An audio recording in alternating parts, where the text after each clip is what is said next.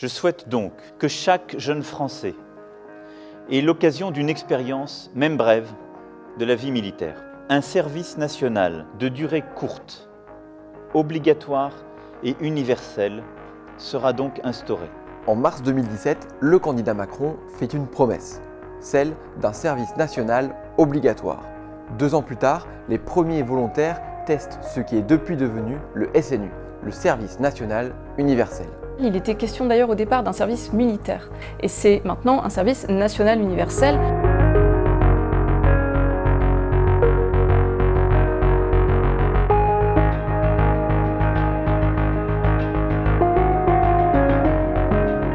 Alors, le service national universel, comment ça marche? En théorie, il s'adresse aux jeunes âgés de 15 à 16 ans qui viennent de terminer leur 3e. Les 15 premiers jours se font dans un internat qui est situé dans une autre région que la sienne. Les jeunes, ils vont venir de partout. Par exemple, quand ça se passe, vous pouvez faire votre service national dans le Vaucluse, mais vous ne viendrez pas du Vaucluse. C'est donc qui viendront des départements soit voisins, soit beaucoup plus lointains. Cette première période a été testée par 2000 volontaires à l'été 2019 dans 13 départements. Alors, comment se passe une journée lors de ce SNU? Eh bien, on est allé à Carpentras, dans le sud de la France, pour le savoir.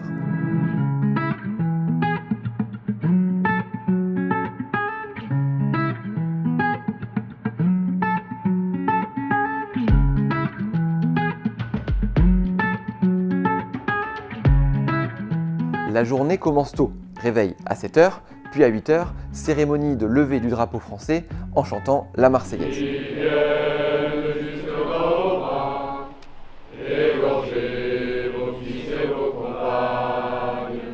Ensuite, place aux activités tout au long de la journée. Ce premier module que les jeunes font actuellement, c'est le jeu Décision-Défense. Il s'agit d'un serious game. À travers ce jeu, les jeunes vont apprendre les fonctions stratégiques qui sont les moyens dont disposent les militaires pour agir et défendre le pays. Ils vont également découvrir les menaces et les risques qui pèsent sur un pays.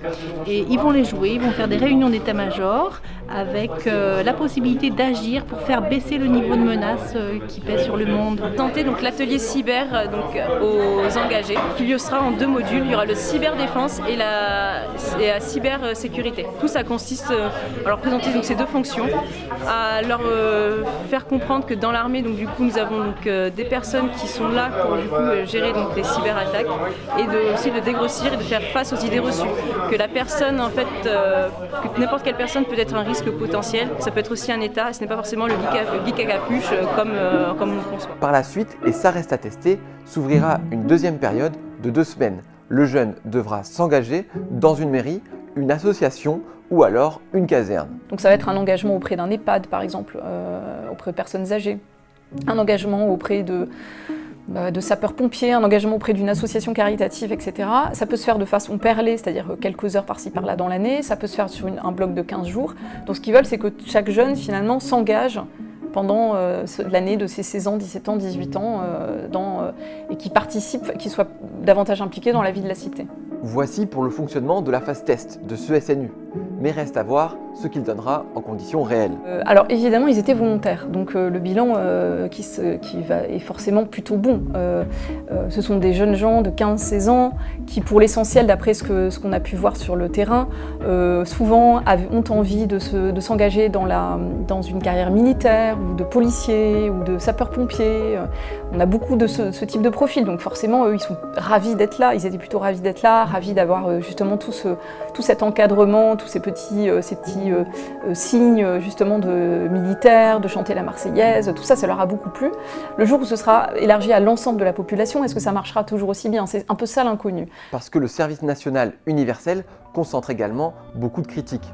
La principale, c'est son coût pour l'État français. Il devrait se chiffrer à au moins 1,6 milliard d'euros par an. Et les opposants disent très bien, mais c'est 1,6 milliard d'euros, serait quand même mieux de le mettre par exemple dans l'éducation nationale où on a parfois souvent trop d'élèves par classe, où on a des profs absents, où on a énormément d'inégalités. Après tout, c'est là que ça se passe finalement la mixité sociale. Est-ce que c'est pas en amont au sein de l'éducation nationale qu'elle se passe plutôt que dans un service national universel qui dure 15 jours et est-ce que c'est pas un peu illusoire de considérer qu'on va avoir formé une forme de cohésion, de mixité juste en 15 jours, quoi. Car l'enjeu principal, c'est la mixité sociale. C'est d'ailleurs l'argument mis en avant par Emmanuel Macron et Gabriel Attal, le secrétaire d'État en charge du dossier. C'est d'abord pour cet enjeu de creuset républicain, de mixité sociale et territoriale qu'on fait le service national universel. Il s'agit de donner à notre jeunesse un rendez-vous auquel elle devra se rendre sans distinction de classe, d'origine, de sexe. Nous allons donc rendre à notre jeunesse ce qui fut en réalité le principal intérêt de la conscription, la possibilité de se réunir autour d'un engagement commun en abattant toutes les barrières sociales. Ce SNU, c'est aussi le retour d'une vieille expression, celle du service militaire, comme l'avait dit Emmanuel Macron lors de sa campagne en 2017. Ce service militaire universel permettra aussi de disposer, en cas de crise, d'un réservoir mobilisable complémentaire de la garde nationale. Sauf qu'aujourd'hui, le projet du gouvernement a bien changé par rapport à ce qui avait été annoncé. Il y a quand même une touche militaire, il y a la Marseillaise, le drapeau français, le drapeau européen, il y a une organisation qui est quand même assez militaire, mais c'est un mélange, c'est-à-dire qu'on va avoir aussi beaucoup, encore une fois, de gens qui viennent de l'éducation nationale, de l'éducation populaire, éventuellement des scouts. Et vous avez tout un tas de gens finalement qui viennent de la société civile, hein, qui se sont emparés, en fait, en tout cas le gouvernement souhaite que tous ces gens s'emparent de cette période de la vie de chaque adolescent français, et ça va bien au-delà effectivement aujourd'hui en tout cas c'est ce qu'ils veulent, de la chose militaire à proprement parler. Ces perspectives restent floues et soulèvent des critiques à gauche comme à droite. On craint au mieux un gadget, au pire un embrigadement politique. Le gouvernement table lui sur le soutien populaire, en tout cas dans les sondages. Selon les sondages, quand ils regardent les sondages, les Français sont quand même globalement plutôt favorables, voire très favorables à ce service national. Les jeunes, lorsqu'ils ont été sondés, sont également plutôt favorables. La généralisation de ce SNU est prévue pour 2026, mais d'après le secrétaire d'État Gabriel Attal, elle pourrait intervenir bien plus tôt, en 2023 ou même en 2022.